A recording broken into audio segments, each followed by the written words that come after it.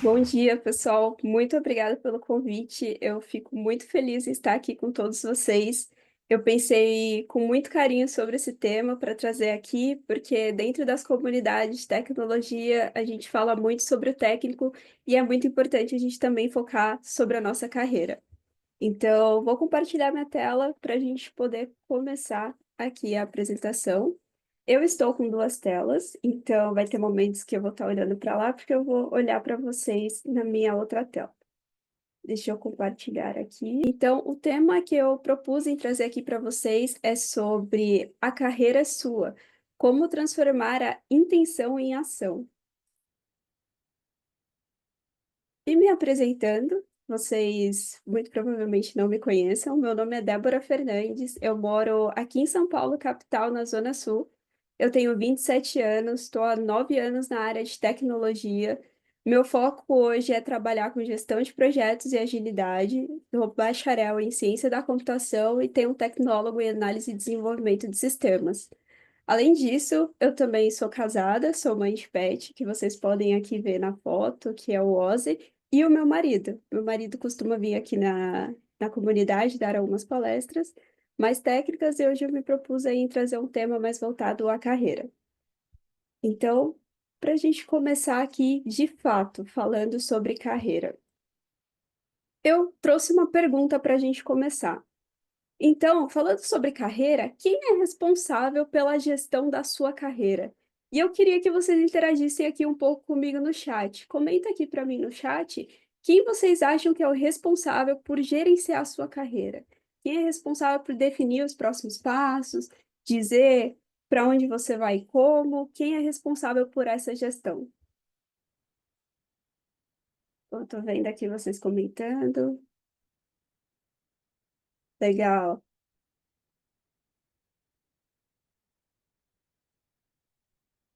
Respostas muito bacanas, muito legais, hein? Isso aí. Legal, pessoal. E bom, e aqui eu trouxe algumas alternativas provocativas, até mesmo para a gente alinhar e deixar todo mundo na mesma página. Eu tô gostando muito de ver as respostas de vocês aqui no chat. E aí eu queria complementar, porque quando muitas pessoas ingressam no mercado de trabalho, e até quem está independendo em nível de senioridade fica um pouco na dúvida sobre a gestão da sua carreira. Então, quem deve gerenciar? Quem é o responsável com quem eu falo, como eu faço? E aí eu coloquei algumas alternativas aqui em tom de provocativa para a gente refletir. Quando a gente fala de gestão de carreira, muitas vezes a gente delega e fala assim: bom, a gestão de carreira pode ser o meu RH, da empresa onde eu estou, pode ser o meu gestor, ou pode ser até os professores da faculdade, quando eu ainda não estou trabalhando para me darem uma orientação de onde eu vou e como. Então, eu diria, eu vi que vocês não responderam nada disso, isso é excelente já para a gente começar, mas nenhuma dessas alternativas realmente estão corretas. O que vocês responderam está totalmente de acordo. O responsável pela gestão da sua carreira profissional realmente é você, porque você é quem mais sabe sobre você. Então, nada mais prioritário do que você fazer a sua gestão de carreira. E é esse o tema que eu trouxe aqui para a gente começar a falar. E aí, o que é muito importante? É a gente. Eu trouxe aqui uma frase que vem do filme Alice no País das Maravilhas. Um diálogo entre o gato e a Alice, quando a Alice está ali perdida, e aí ela faz algumas perguntas para o gato sobre aonde ela poderia ir. E aí o gato fica confuso e fala para ela, mas para quem não sabe para onde vai, qualquer caminho serve. Isso é muito importante porque quando a gente está no mercado de trabalho, a gente sai muito do contexto de orientação escolar e a gente entra num contexto em que a gente precisa se orientar, ter um caminho e saber aonde nós estamos e ter uma visão muito clara de onde a gente quer chegar. Então, se a gente não sabe aonde a gente quer chegar, a gente é muito levado por pessoas, por orientadores ou até mesmo por pesquisas da internet de qual caminho a gente deve seguir. Isso é muito arriscado, porque se eu não sei onde eu quero chegar, eu posso pegar qualquer caminho, gastar tempo e dinheiro e não ter o resultado que eu quero. Então, é muito importante saber aonde você quer chegar. E aí, quais os benefícios, né? Por que que isso é importante? Primeiro, como eu falei, como eu comentei, você é quem mais sabe sobre você. Então, Você se colocando no centro de responsável por ser o dono da sua carreira, ninguém te tira isso. Então, você precisa necessariamente ser o dono da sua carreira. Você começa a construir o caminho onde você quer chegar, então passa de deixar que pessoas te digam para onde você tem que ir e como, qual caminho, qual que é o melhor caminho, e você começa a construir degrau por degrau aonde você quer chegar. E, além disso, fortalece os seus diferenciais competitivos. Hoje a gente está em um grande boom da era da IA, onde existem muitas áreas passando por grandes impactos, falando sobre quais são, se questionando, né? Sobre quais são os seus diferenciais para se manter relevantes no mercado. Então, quando a gente começa a falar sobre gestão da sua carreira, você começa a falar em fortalecer os seus diferenciais competitivos e se manter relevante também para o mercado. E aqui, por fim, também você começa a estar na frente de quem está sentado esperando para que alguém te oriente. Então, você tomando as rédeas da sua carreira, você já sai disparadamente na frente de quem está sentado, esperando alguém vir com alguma luz divina, alguém vir com alguma orientação, alguém vir com algum passo a passo para você, de fato, sair do lugar. Então, você tomando essas rédeas, você já sai na frente de muita gente que está esperando. E aí, aqui, para a gente falar, bom, aí vocês podem falar assim para mim, Débora, legal, muito bacana tudo isso que você está falando, mas e agora, o que que eu faço? Então aí a pergunta, como eu transformo a minha intenção em ação? Eu já sei como, aonde eu quero chegar. Eu já tenho ali o macro de que eu quero sair da senioridade, de repente, de um júnior e ir para um pleno, ou eu quero sair de um pleno e ir para um sênior, ou até avançar em mais níveis da minha carreira. Mas como é que eu transformo essa minha intenção de sair do ponto A para o ponto B, de fato em ação? E aí, para aqui, o que que eu trouxe para vocês, para a gente poder falar, é que é muito importante começar a olhar para a sua carreira de uma forma estratégica, criar um plano estratégico para a sua carreira. De que forma a gente faz isso?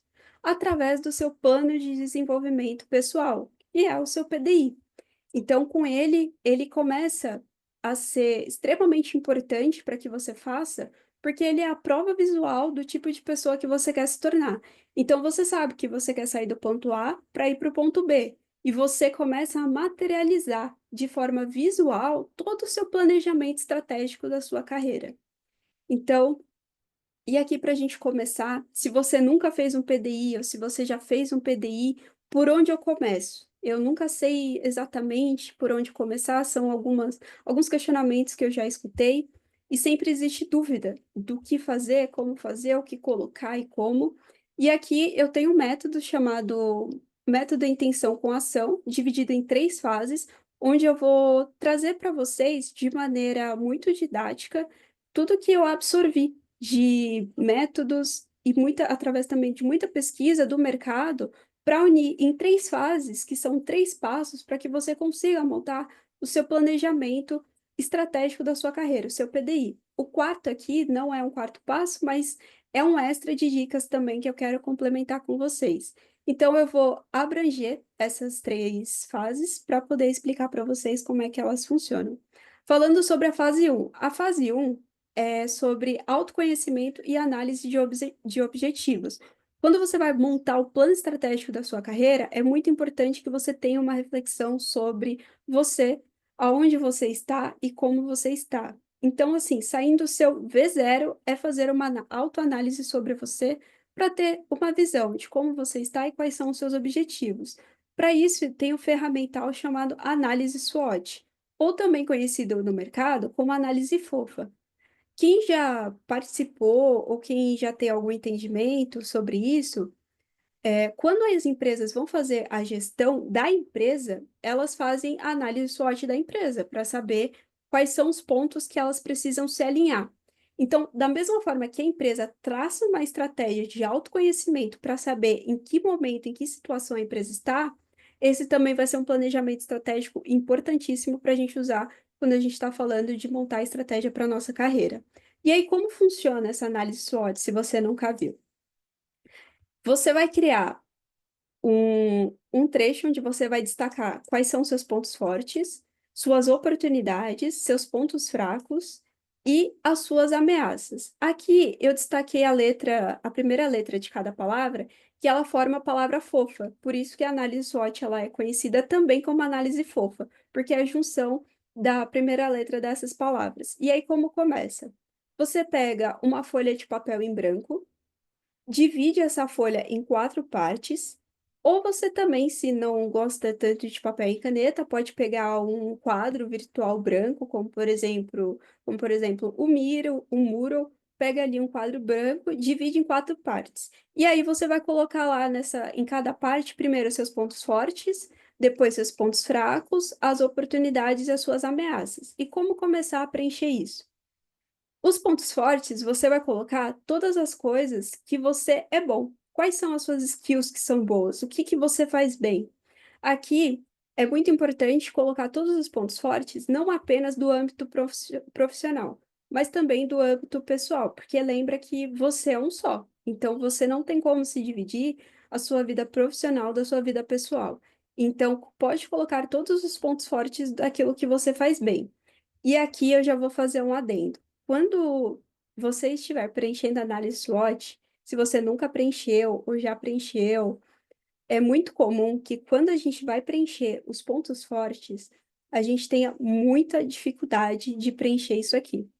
Porque a gente é muito bom em reconhecer as características, os pontos positivos das outras pessoas, mas a gente também é muito bom em nos autocriticar, em olhar os nossos defeitos. A gente não é bom em olhar e reconhecer as nossas forças, em olhar e reconhecer aquilo que a gente faz bem. Então, nesse momento, vai ser um momento assim que pode acontecer de vocês pararem, escrever uma palavra de um ponto positivo ou até mesmo três, e aí ficar assim por minutos parado olhando para a tela e ficar pensando, tá, quais são os meus pontos fortes? O que que eu faço bem? Nesse momento, pode ser que vocês sintam um certo desespero. Vocês falem assim, nossa, mas eu não sou boa em nada. Porque, na verdade, a gente é muito bom em nos autocriticar. Esse momento é extremamente essencial para que você reflita sobre os seus pontos fortes. E quando você estiver fazendo essa análise, também, se você se sentir à vontade, converse com outras pessoas, fale com outras pessoas para te ajudar a preencher. Pergunta assim: olha, quais são os meus pontos fortes? Como você me destaca com ponto forte é uma autocrítica? Não, isso daí entra como ponto fraco, viu?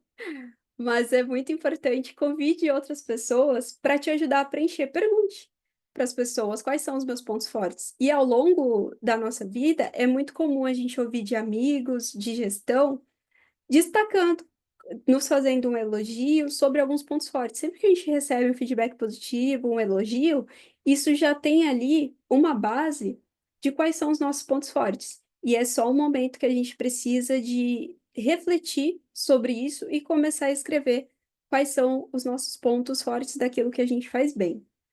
Depois de fazer esse quadro, aí você vai para os pontos fracos, que são aquelas coisas que você sabe que precisa melhorar. Aqui poderia ser, de repente, o que o Diogo falou aqui no chat, autocrítica. Você é um ponto fraco que eu me autocritico muito, é um ponto fraco, é algo aí que eu preciso pensar em melhorar. Além disso, pode ser skills técnicas, skills comportamentais, voltadas aí, por exemplo, à comunicação, à relação com as pessoas. Então, tudo aquilo que são pontos fracos ali que eu preciso melhorar. Então, não pensa só como fraquezas, mas também pontos para se melhorar, pontos que você precisa estar estudando. Depois de preencher os pontos fortes e os pontos fracos, aí você vem para as oportunidades.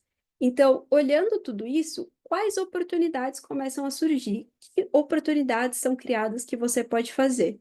Aqui você pode pensar como planos de ações. Olhando para os pontos fortes e para os pontos fracos, quais oportunidades surgem para que eu me desenvolva e para que eu possa aprimorar as minhas skills?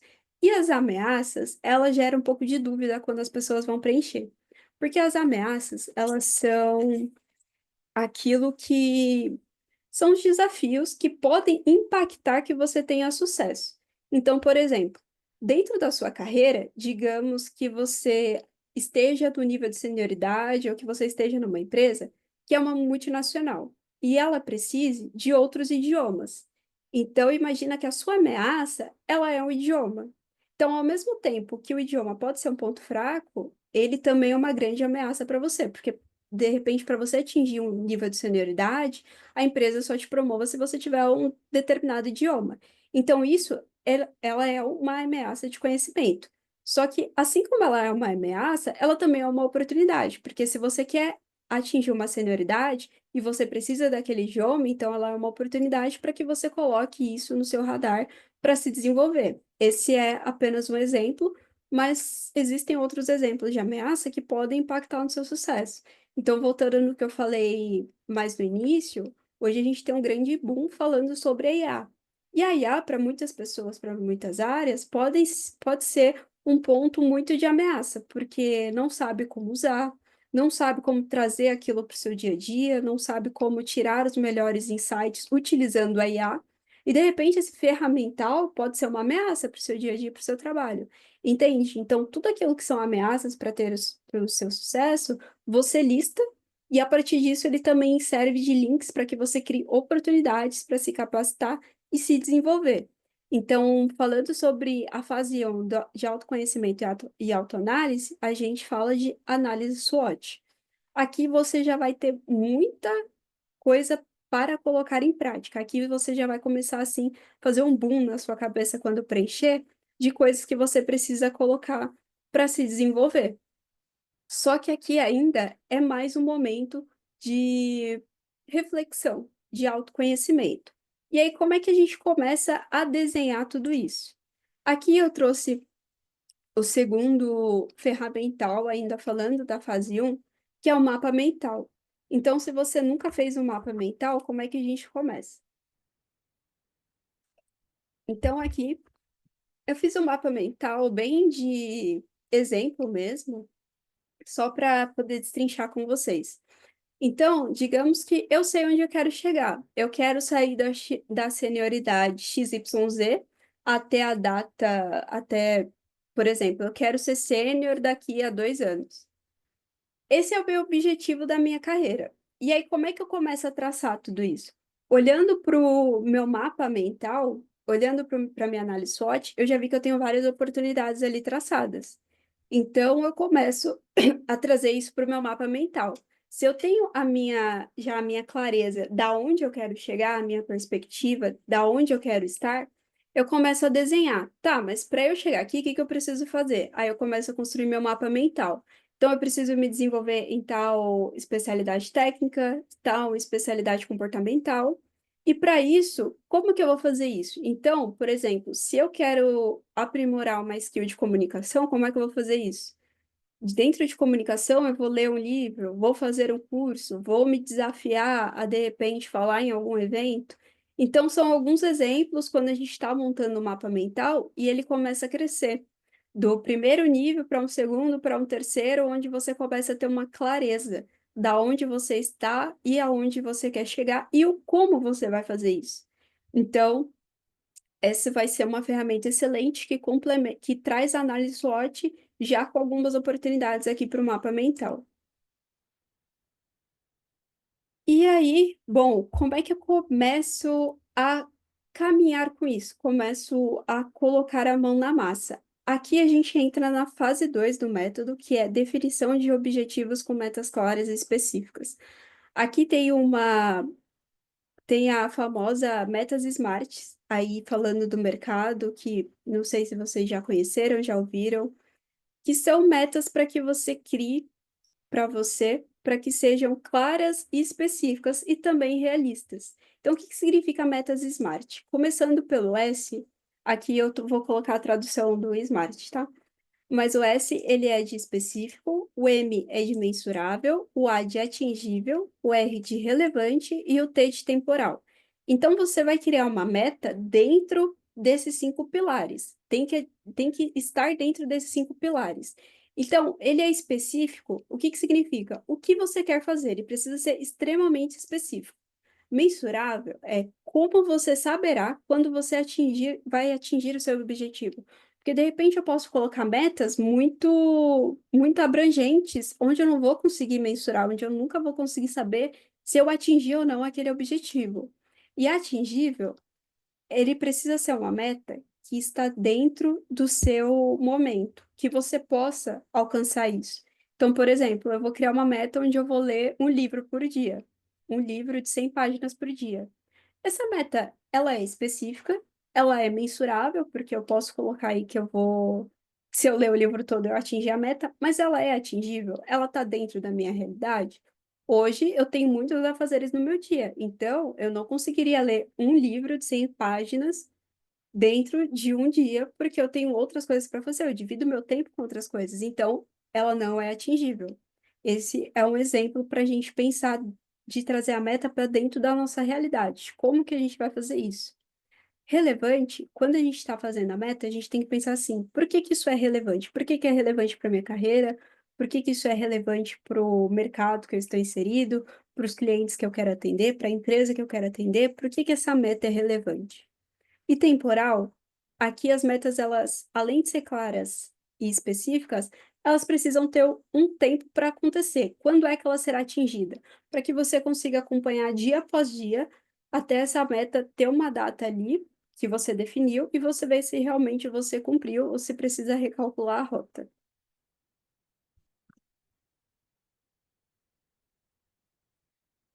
E aqui eu vou trazer um exemplo para deixar mais claro as metas SMART, porque surge muita confusão quando a gente está criando. E aqui eu trouxe um exemplo.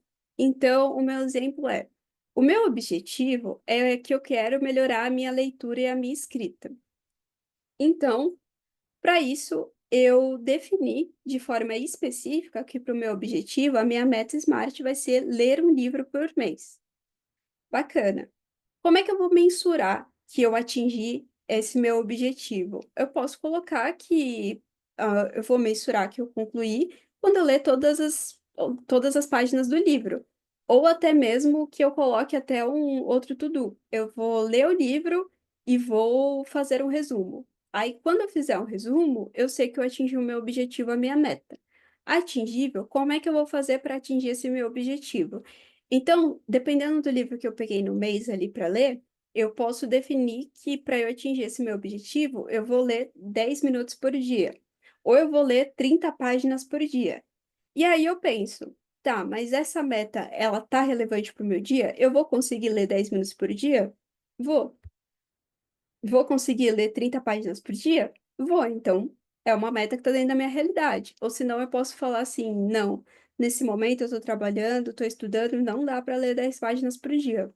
Não dá para ler 30 páginas por dia, mas de repente dá para eu ler 10 páginas por dia. Então, eu começo a ajustar a minha meta para que ela fique atingível dentro da minha realidade, sem que eu me sobrecarregue e me frustre por ter muitas metas inatingíveis. Então, é importante que seja uma meta que esteja clara dentro do contexto do seu dia. Relevante. Por que que ela é relevante? Porque essa minha meta de melhorar minha leitura escrita, ela é relevante no exemplo que eu dei. Porque ela me ajuda a aumentar o meu vocabulário, tanto para conversar como também para escrever.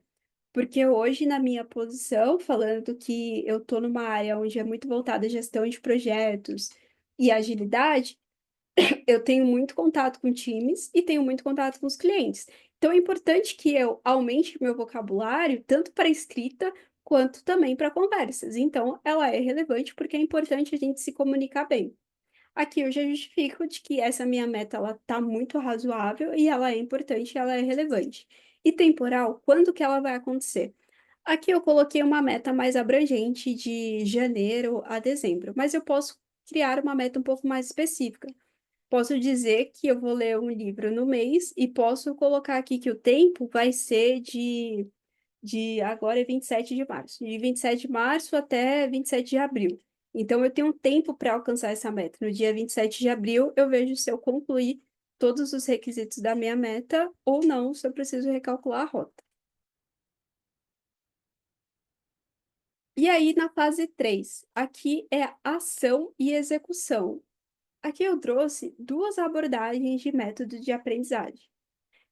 Uma muito conhecida no mercado, muito famosa, é a 70-20-10, e a outra é a CEP mais R, que talvez nem todos vocês conheçam, e aí eu vou apresentar elas para vocês. Aqui, quando a gente está falando sobre gestão de carreira, né, que envolve muito. a nossa capacitação, é muito importante a gente saber como a gente aprende. Aqui eu falei sobre criar até agora, sobre análise SWOT, sobre você criar o seu mapa mental, criar as metas SMART, só que como que eu vou encaixar isso? Como eu vou aprender tudo isso e colocar em prática? Porque é muito importante que a gente não só aprenda e retenha esse conhecimento, mas que a gente coloque em prática, porque tudo aquilo que a gente aprende e não põe em prática, a gente esquece.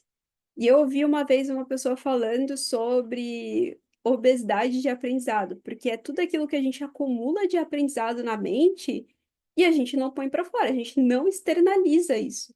Então a gente fica com aquele acúmulo de aprendizado e acaba sendo irrelevante com o tempo, porque a gente não põe em prática, esquece. Então é muito importante a gente ter um método de aprendizagem onde a gente estude e também coloque em prática. Então, por isso eu trouxe esses dois exemplos de métodos de aprendizado para ver o que mais se encaixa, o que mais se adequa para você.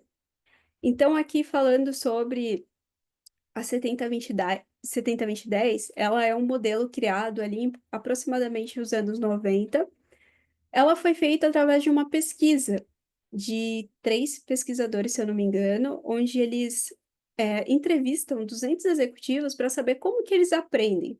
E aí eles chegaram nesse modelo 70-20-10, de que o aprendizado, em 70% do tempo, ele vem da prática, vem das interações do nosso dia a dia, das nossas interações no trabalho, interações com colegas, onde a gente compartilha o nosso conhecimento, onde a gente coloca em prática aquilo que aprendeu. 20% do aprendizado vem do aprendizado social. Então, seria, por exemplo, de debates, onde eu estou em grupos menores, onde eu vou discutindo aquilo que eu aprendi com outras pessoas e a gente vai refletindo sobre as ideias. E os 10% vem do aprendizado formal. O que que é o aprendizado formal? É leitura de um livro, é fazer um curso, é uma faculdade, são aprendizados formais pautados, onde aquele momento eu vou estar apenas aprendendo.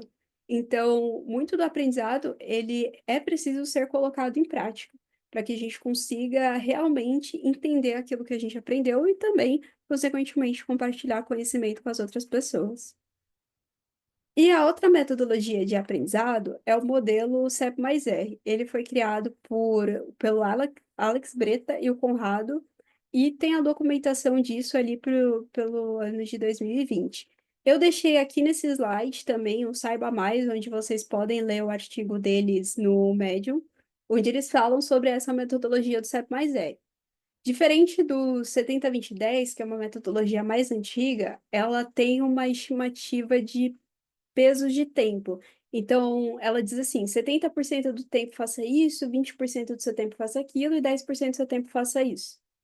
A CEP mais R, ela vem com outro viés, que é você pegar quatro pilares de aprendizado, que são pessoas, redes, conteúdos e experiências, e você faça um mix desses aprendizados, onde você não foque apenas em um pilar, mas que você foque nos quatro pilares para ter diversidade no seu aprendizado.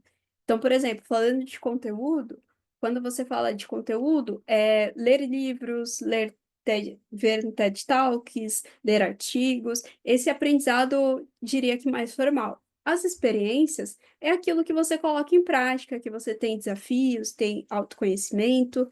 Pessoas é quando você faz debate com outras pessoas. Então, você fala com amigos, fala com mentores, coloca ali aquela discussão daquele aprendizado. E redes é quando você começa a se movimentar, então trazer aquilo para o seu dia a dia, até mesmo compartilhar aquele conhecimento de uma forma mais didática. Então, é uma união aí de quatro pilares para uma outra forma de aprendizado. Também é uma metodologia bem interessante, mas é muito importante ver como você aprende e o que que se adequa a você.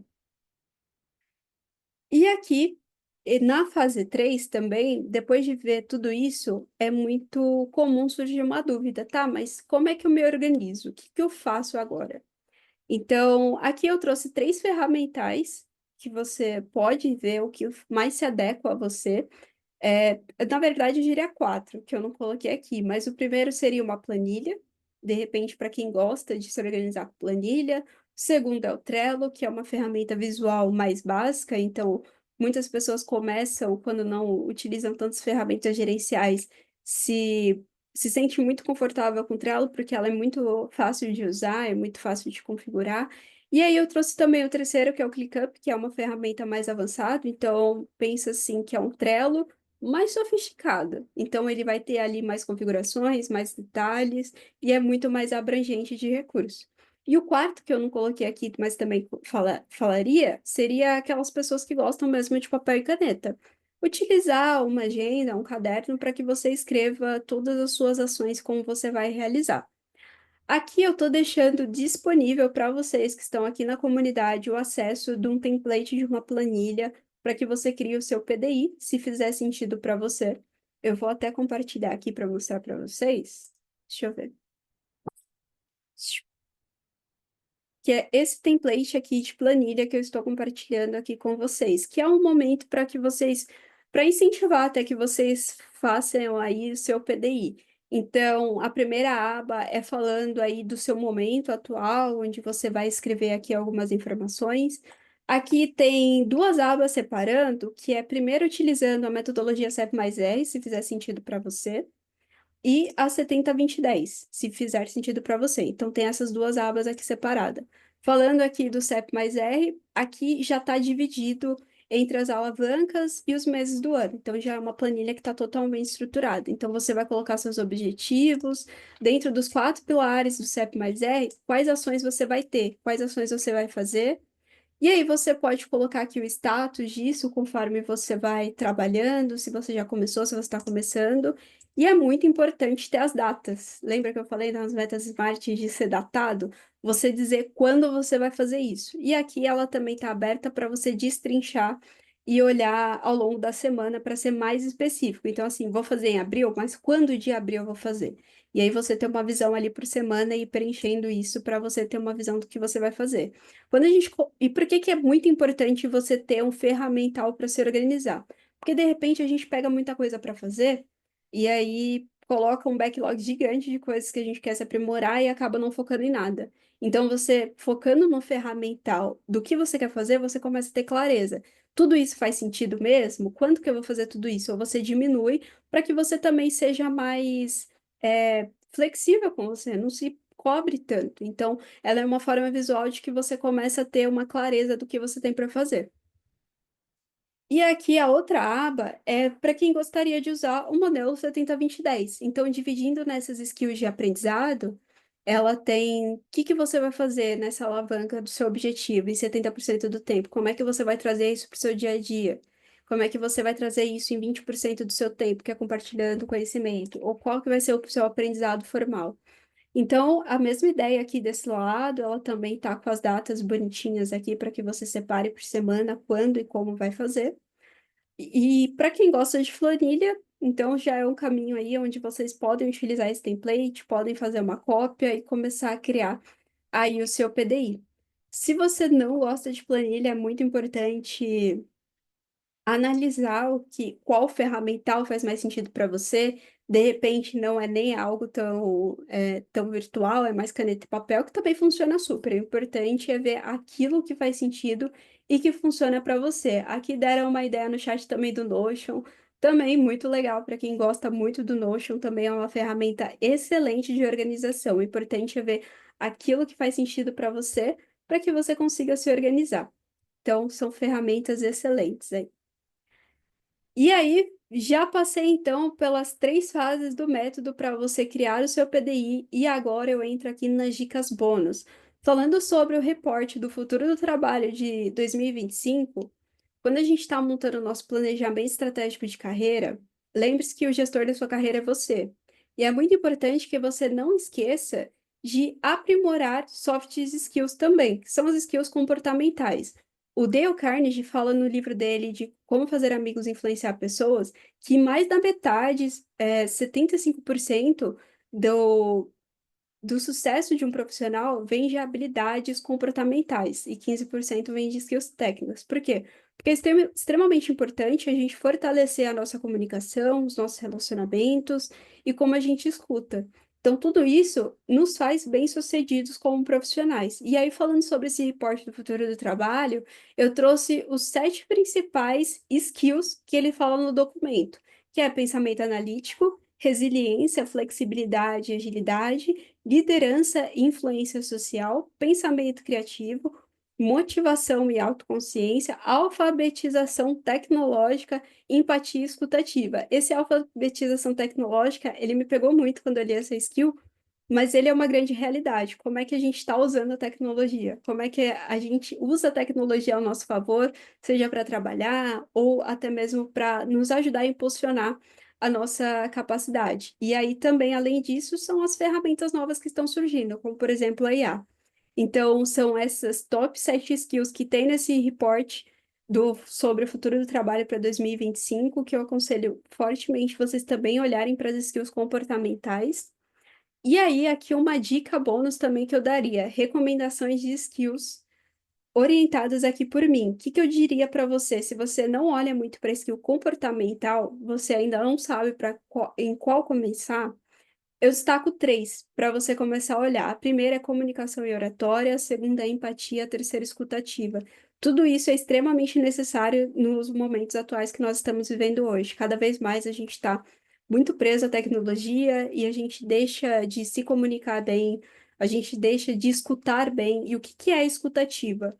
É você escutar com total atenção e atenção plena o que o outro está falando. Então, alguém começou a falar alguma coisa, para tudo que você está fazendo, para tudo que você está pensando, para ouvir com sinceridade aquilo que ela está falando, sem criar, sem criar preconceito, sem criar rotulagem, sem já criar uma resposta para dar quando a pessoa terminar de falar. Então, isso é escutativa, é você ouvir com total atenção aquele momento que a pessoa está falando. Comunicação e oratória, porque na comunidade de tecnologia, eu sei porque eu também sou da área de tecnologia, é muito difícil a gente ter essa skill de comunicação. Muitas vezes a gente acaba ingressando numa área mais técnica, justamente porque a gente se vê muito na área quando a gente fala de pessoas introspectivas. Acreditem ou não, mas eu sou uma pessoa extremamente introspectiva. Mas isso não significa que eu não saiba me comunicar, que eu não estude isso também, porque é super importante ali no nosso dia a dia, com quem que a gente está falando.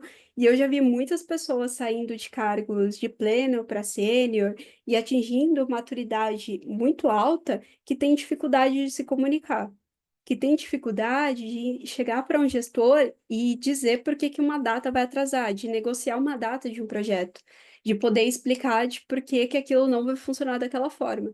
Então, a gente mesmo estando em áreas técnicas, qualquer área é extremamente essencial que a gente estude comunicação e oratória, tenha empatia também pelo outro, que muitas vezes a gente não sabe o que o outro está passando e ter alguns momentos meio atípicos da pessoa.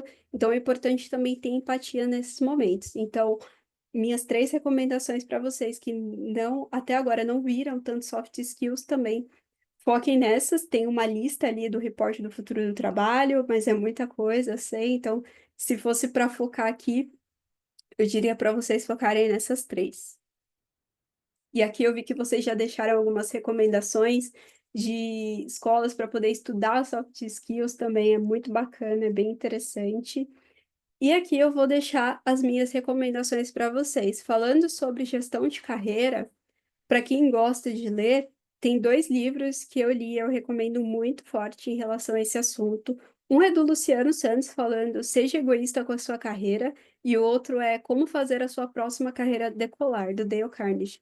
São livros que estão disponíveis tanto fisicamente na Amazon, que você compre e lê ele fisicamente, ou para quem tem Kindle, gosta de Kindle também, tá no Kindle. Então, são livros muito relevantes aí falando sobre gestão de carreira, sobre como gerenciar a sua carreira e de como você se coloca no centro como gestor da sua carreira, que pontos você precisa amadurecer. Então, fica aí as minhas recomendações para vocês. São livros de fácil leitura, super leves, assim, que você consegue ler com uma linguagem extremamente fácil. Então, você consegue ler ela de maneira muito fácil. Deixa eu deixar aqui. E aqui eu queria, vou encerrar aqui um pouquinho antes do tempo, Mas eu quero agradecer muito pela participação de todos vocês, agradeço muito por todos vocês terem me ouvido até aqui. Esse QR Code eu estou deixando acesso às minhas redes sociais. Convido todos vocês a se conectarem comigo nas minhas redes. Eu falo mais sobre como criar, como transformar a sua intenção em ação. E eu convido vocês a estarem junto comigo, vocês serão super bem-vindos. Muito obrigado por vocês terem me recebido hoje aqui, por terem me ouvido até aqui. Fico muito feliz com o convite e por estar aqui com vocês mais uma vez.